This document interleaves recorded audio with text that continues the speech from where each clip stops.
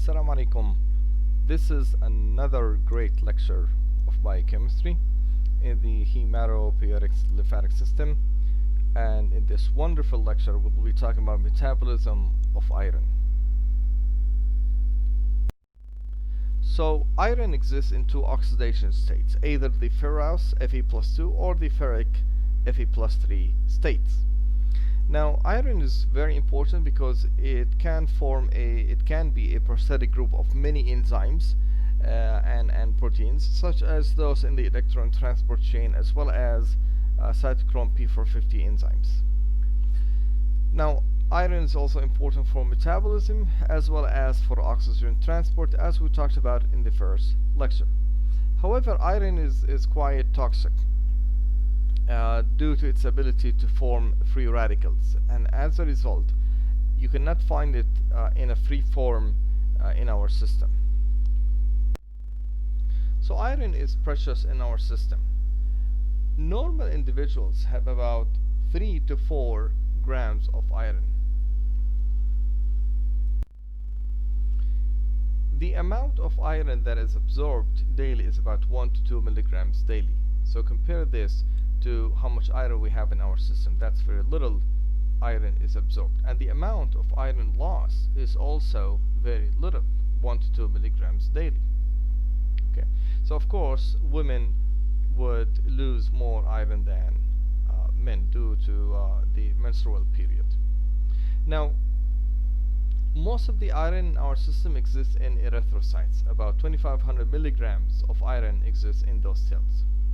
We have cell renewal. A lot of cells die daily, okay, and releasing heme and releasing iron. Now this iron is sequestered very efficiently by cells of the radiculoendothelial system, specifically the macrophages, and some of the released iron would be immediately bound to transferrin in plasma. So we have about 4 milligrams of iron bound to transferrin protein, which the released iron can be recycled by bone marrow cells to produce more erythrocytes and more hemoglobin. Now, some iron can also be stored in hepatocytes as well as Kupffer cells. About 1500 milligrams of iron would be stored. Now, also about 300 milligrams of iron would be used to produce myoglobin as well as enzymes. So let's talk about the life cycle of iron in our system. We're starting with absorption. So iron in our system exists either, as I said, in the ferrous state or the ferric state. So this is the ferric state, this is the ferrous state. Now, in alkaline conditions or neutral conditions, iron would exist in the ferric state, and in acidic conditions like in stomach, it exists in the ferrous state. So in order for iron to be absorbed, it has to be in the ferrous state. So once it reaches the small intestine, it gets converted from the ferrous state to the ferric state. Now this ferric iron must be converted to ferrous again, and this is done by an enzyme that is membrane bound known as ferroreductase.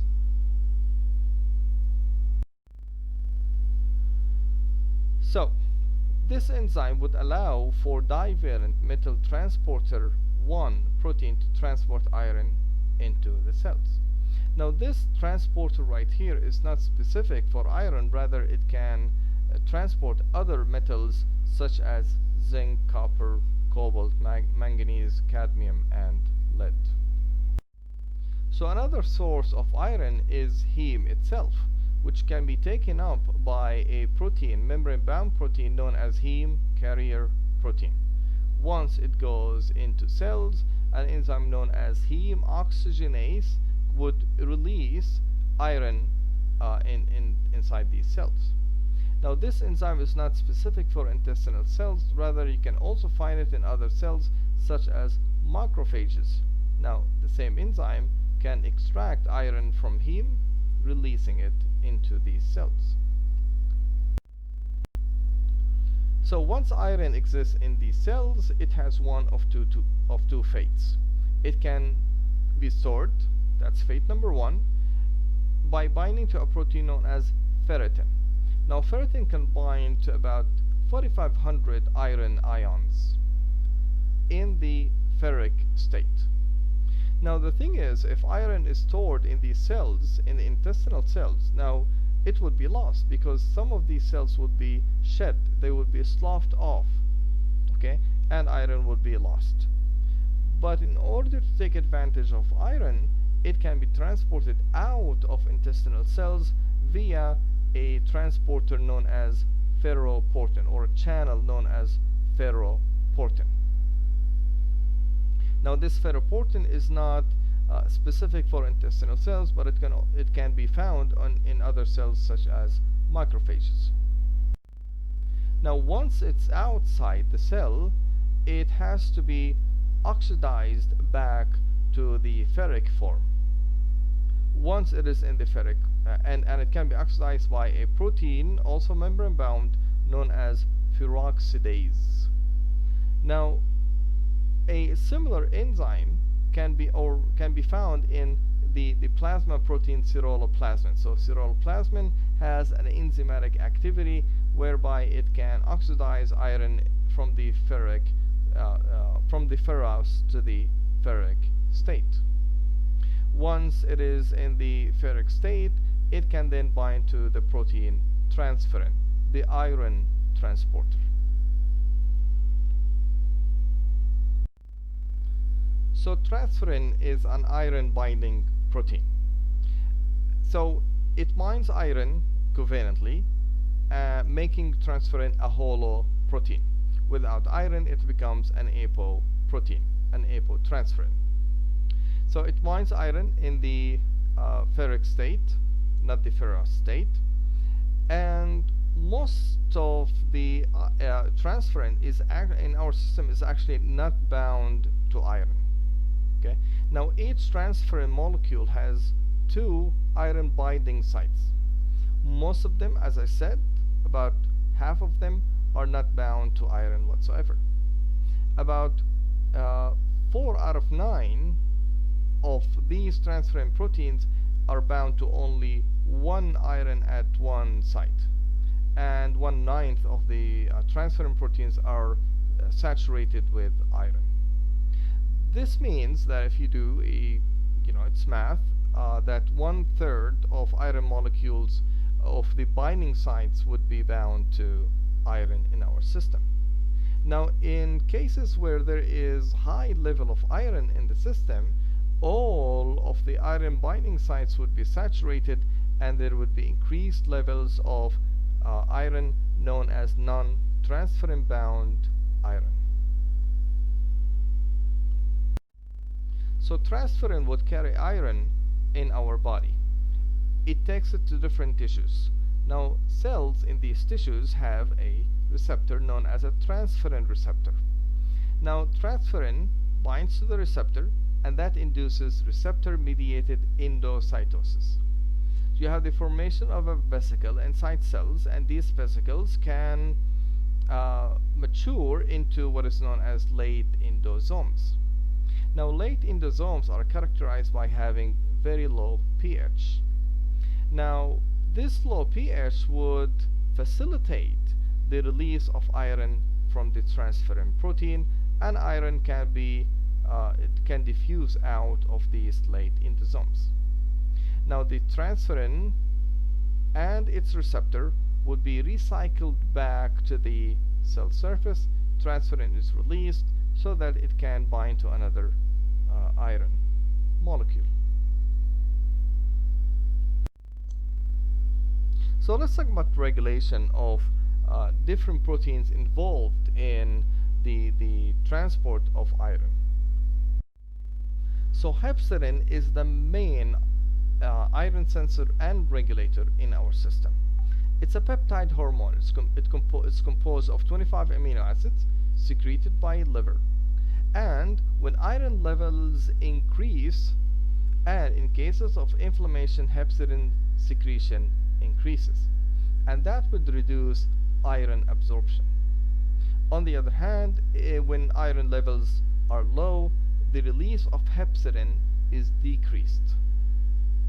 Okay?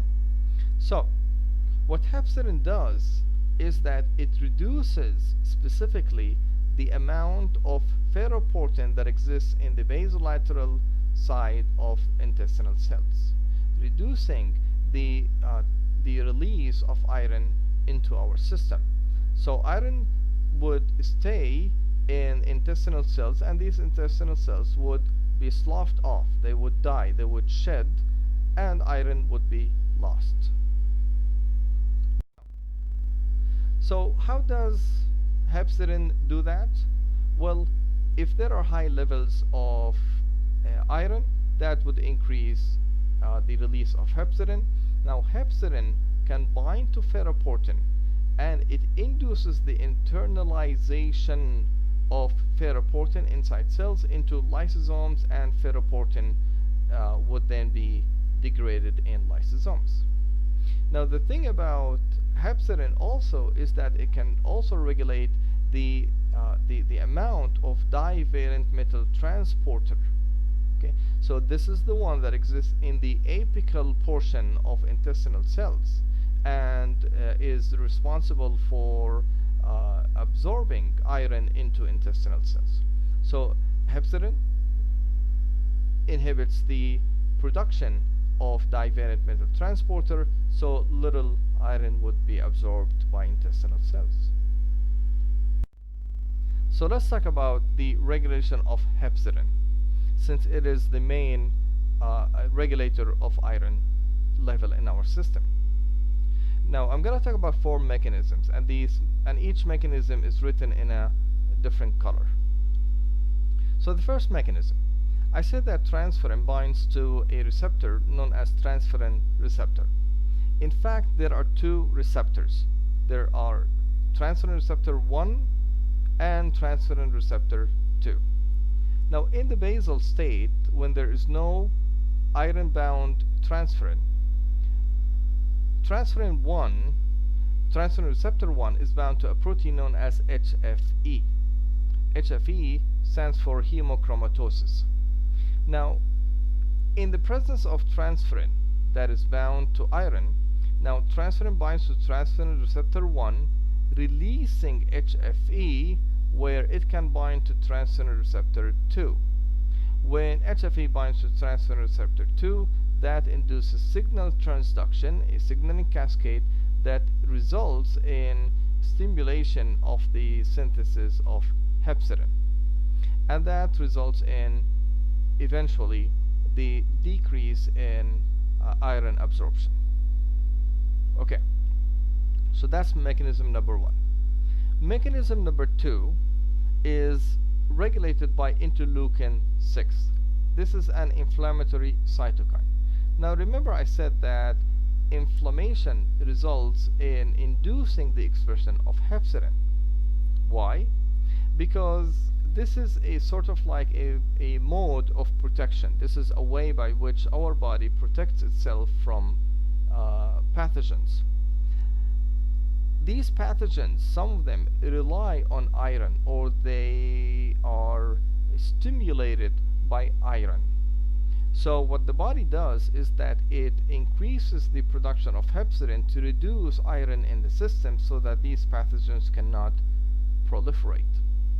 So in case of inflammation, interleukin 6 is released. It can bind to a receptor on the surface of hepatocytes, interleukin 6 receptor, that induces signal transduction, that eventually ultimately results in increasing the production of hepcidin in our cells by liver cells. So that's mechanism number 2. Mechanism number 3 is mediated by a hormone known as bone morphogenetic protein 6. Now this is the main function, the only function known for BMP6 is regulation of iron in the system. Now this BMP6 binds to a receptor, its own receptor, BMPR, inducing signal transduction that results again in the production of hepcidin. Now what's important about BMPR is that it is also associated with a protein known as hemojuvelin protein. Now this protein is important for the function of BMPR, and it's important for stimulating the production of hepcidin. So if hemojuvelin protein is mutated, if it is not functional, that results in lack of production of hepcidin, and that results in the existence of iron at high levels in our system. Now, a side note about regulation of BMPR is that it can be degraded by a protease known as TMPRSS6, TMPRSS6. Now, I don't want to talk about this protein just, for the sake of it and to increase the amount of knowledge that you have to know, but that's an interesting note that TMPRSS6 is important for the entry of the coronavirus into our cells. So, question is there a link between being infected with coronavirus and iron level in the system? I don't know. That would be interesting to investigate. Mechanism number 4 is stimulated or mediated by hypoxia and anemia. So in case of hypoxia or anemia, you would have the stimulation of the production of a hormone known as erythropoietin from kidneys. Now this hormone stimulates the production of another hormone from erythroblast known as erythroferron. Now erythroferron would bind to a receptor of an unknown nature, and that also induces signal transduction to block the production of hepcidin. So the main point of doing this is that in case of hypoxia or anemia, that means there is low level of iron in the system, so we want to reduce the expression of hepcidin so that intestinal cells can absorb more iron and release more iron into the system. Now notice something, that these signal transduction pathways they get interconnected with a transcription factor known as SMOD. So let's talk very briefly about post-transcriptional regulation of iron regulatory proteins.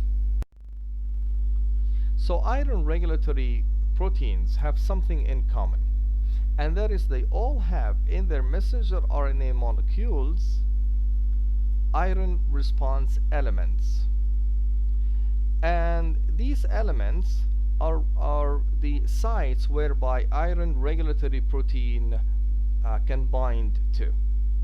So you have the position of the iron response elements is different among the different messenger RNA molecules. So for example, for the ferritin messenger RNA, the iron response element it exists at the 5' untranslated region.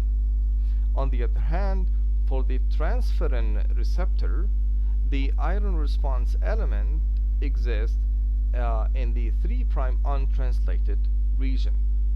So why is that important? Because when the protein, the iron regulatory protein, binds to the iron response element at the 5' untranslated region, it prevents translation from this messenger RNA. And if it binds to the iron response element at the 3' untranslated region, the messenger RNA becomes stable. So if there are low levels of iron in the system, iron regulatory proteins would bind to the elements. In this case, there would be low production of ferritin, and it makes sense, right? Because there is no iron, so there is no need to make ferritin, because there is no need to store iron. So translation of this messenger RNA would be blocked. At the same time, we want to increase the production of transferrin and divalent metal transporter 1 by stabilizing the messenger RNA, okay, because there is low level of iron. Now, if there is high level of iron in the system, iron would bind to the iron regulatory protein, releasing it from the element at the 5' untranslated region and the 3' untranslated region. So if it is released from this messenger RNA right here, translation resumes, increasing the level of ferritin protein, storing excess iron in the system.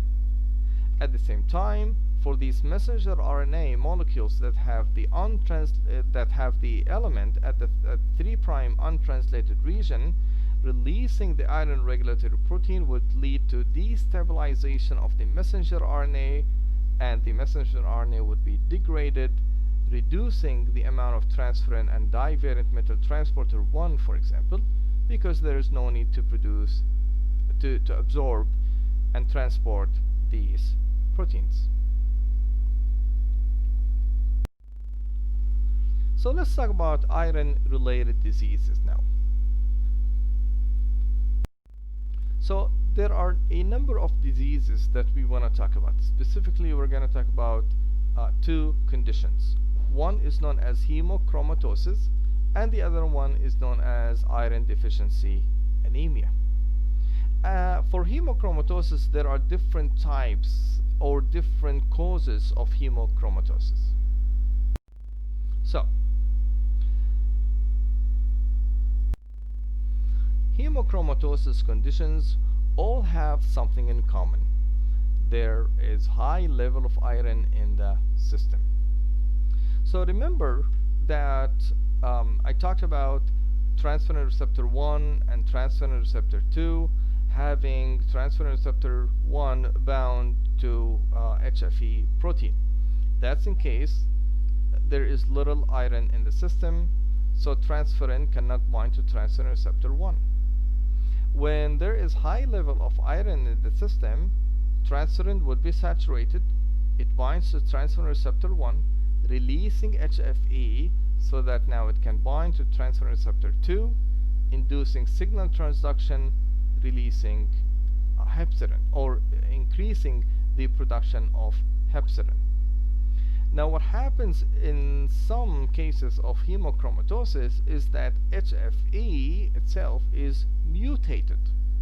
So there would be, it would be unable to bind to transferrin receptor 1, and as a result there would be continuous entry of iron into the system, and there is little production of hepcidin as a result of that. That results in increasing intracellular iron in cells. Okay, so remember these figures. So if there is inability of hemochromatosis to bind to transferrin receptor 1 or 2, there would be increased intake or uptake of iron into the system. So normal individuals have limited quantities of iron in the system, but people with excessive stores of iron, they can have up to 50 grams of iron in their cells. So this is a lot of iron, and this iron would accumulate, producing what is known as hemosiderin. So hemosiderin are basically water insoluble deposits in tissues. So here you have a tissue section with hemosiderin stained in brown. So that's a lot of iron deposits. Now the thing about hemosiderin and these iron deposits is that they can damage tissues. So they can damage liver, resulting in hepatic fibrosis, the pancreas, diabetes, joints, skin, heart, resulting in cardiomyopathy, and so on. Now, hemochromatosis can be hereditary, but males are more affected than females. And why? Again, because of the menstrual period. It can be a protective mode for females from having hemochromatosis. Now, the inheritance pattern of hemochromatosis is autosomal recessive, and the main cause is basically mutations in HFE. But there are other genes that can also be mutated and cause hemochromatosis. So there are different types. Okay, we have of hemochromatosis. We have type 1 hemochromatosis, which is HFE dependent, and we talked about that. So that's the most common. But you can have mutations in the hemojuvelin protein, mutations in hepcidin, mutations in transferrin receptor 2, or mutations in ferroportin, producing different types of hemochromatosis. So juvenile hemochromatosis is another type of hemochromatosis, and it affects youngsters. It's also known as type 2, a hereditary hemochromatosis, which is caused by mutations in the protein hemojuvelin. Now remember, I said that hemojuvelin is a protein that binds to the receptor BMPR, bone morphogenetic protein 6 receptor. Now, and it regulates its function. So mutations in hemojuvelin result in a defective receptor that cannot function. That results in inability of cells, hepatocytes, to produce hepcidin. That results in excessive absorption and release of iron in the system. Well, the second condition that we want to talk about is anemia, iron-deficiency anemia, which is basically it's characterized by a low number of mature erythrocytes in the circulation. That would result in lowering oxygen carrying capacity in the blood, resulting in tissue hypoxia. Now, clinical symptoms include fatigue, weakness, increased cardiac output, increased morbidity and mortality as well. And anemia is a very common disease worldwide, especially in poor countries. Now, anemia can result from deficiency of vitamin B12 or deficiency of folate. Now, both of these cofactors, both of these vitamins are important for the production of nucleotides. So folate is important for production of nucleotides, and vitamin B12 is important for regenerating folate during this pathway. Now what happens is that if there is deficiency of folate, that would result in the production of what is known as megaloblasts, large cells. These result from inability to synthesize DNA and inability of cells to divide. So you would have the production of these large cells. Now, what's really important as well is that I said that anemia is common in poor countries, but it's also common in more industrialized nations as well, such as the US and Europe. And it can result from chronic inflammation.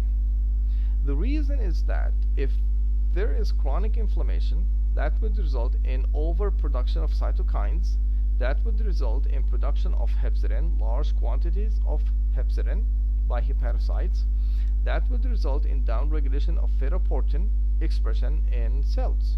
such as intestinal cells and macrophages. That would result in inability or low amount of iron in the system, and that would eventually result in lack of production of hemoglobin. Eventually, you will have anemia. Now, there are other consequences of chronic inflammation that would include, in addition to increasing production of hepcidin, you can also have inhibition of erythropoietin release from the kidneys. That would result in decreased erythropoietic stimulation and production of red blood cells. These inflammatory cytokines can also inhibit erythroid proliferation as well. They can also augment